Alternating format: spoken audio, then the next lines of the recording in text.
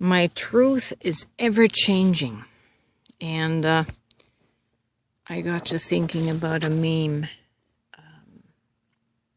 that I posted a couple of years ago. And it says something like, if your truth hasn't changed in 5 years, you're not growing. You're not expanding. And I am thinking of that in terms of consciousness, right? How long have the non-duality teachings been around? And how long have they not changed? How long have you been repeating A Course in Miracles, right?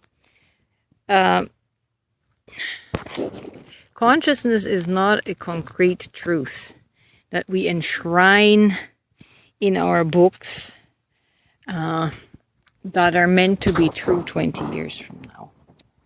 Consciousness is the agency of expanding awareness continually.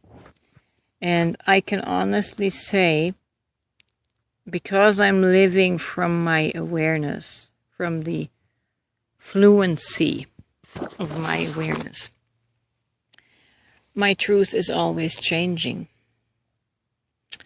And that's because I am not mind-informed. I am soul and heart-informed all the time, because I feel the resonance within me, the vibration within me.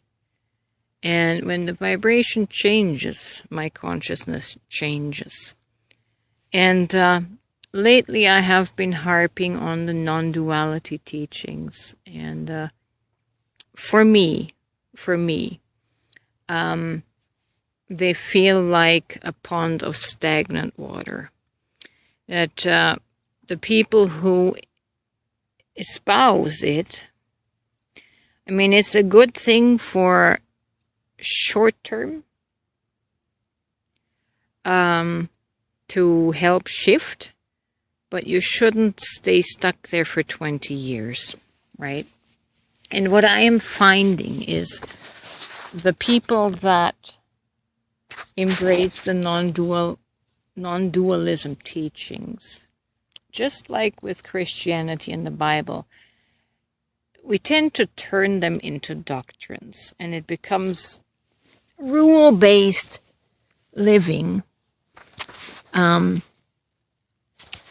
where we hypnotize ourselves with these repetitious mantras and statements and phrases. And we fall back into sleep. We fall back into a hypnotic state.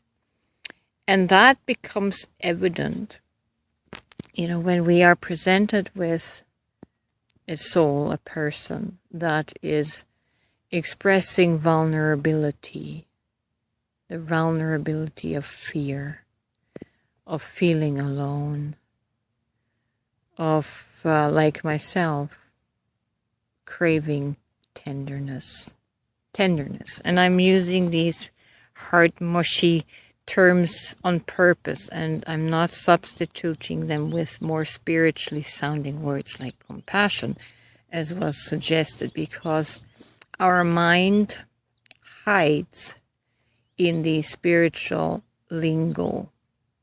To say I crave tenderness, woohoo, that is scary. It makes you vulnerable to touch.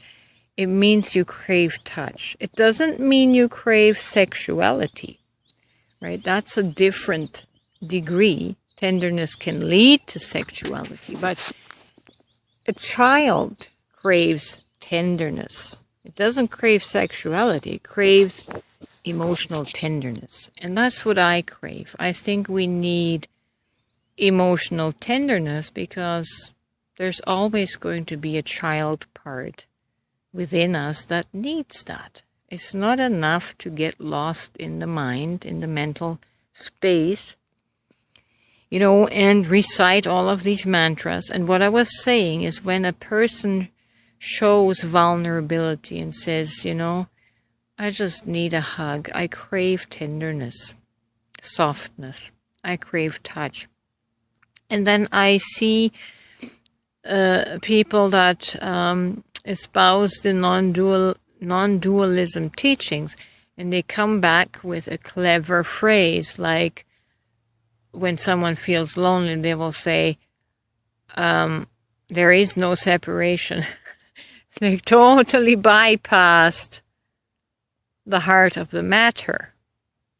Just offer a touch, just offer some kindness, just offer some tenderness. But I know why that is so frightening to the conscious mind, and we defer to platitudes rather, right? Because to touch someone requires that we touch ourselves, that we are tender, that we visit our tender parts within ourselves, and it's scary.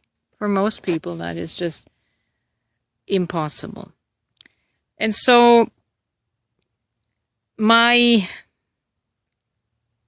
contemplation now, the topic of, for me, harping on non-duality, I'm trying to shake us awake again, because we have the tendency of falling asleep, falling back into a hypnotic state where we're unaware of the needs of other people.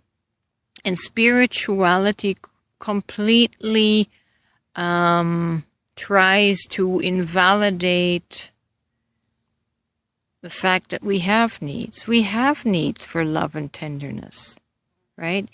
We can tell ourselves all day, oh, I'm God and I'm complete, I'm perfect.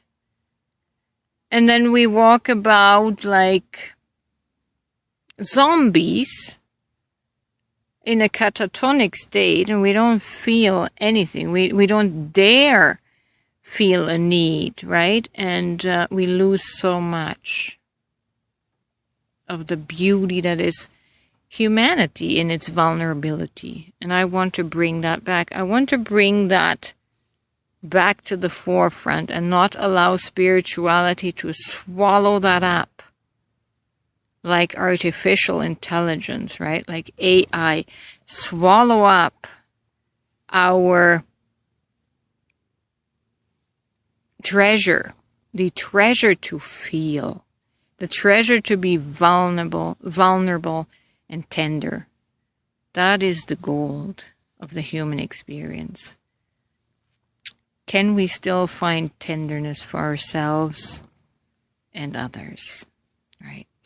So, yes, I am critical of spiritual teachings that just go too far, that end up too far and too long in the mental space, and we become ungrounded,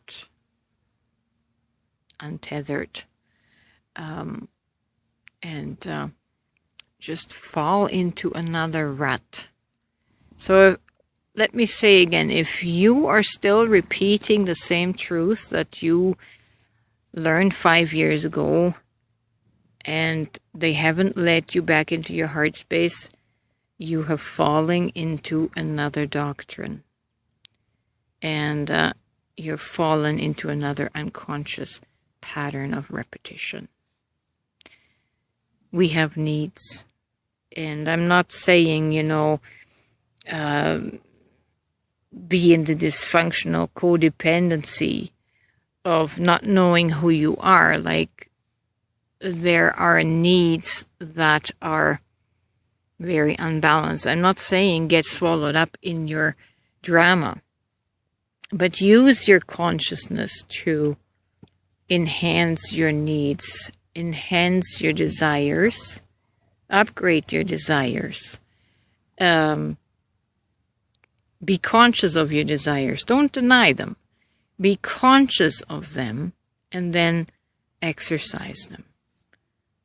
Tell your partner, tell your friend, I need some tenderness. and some love, right? Love is the highest goal. Love is what makes us just feel alive, right? Love is the antidote to all our problems. And we need to be in the heart to express and exercise love. So don't get stagnant in non-duality and dying before you die. Live. You can only truly be alive if you re-engage your emotional center. Live. Live from the heart, not the mind.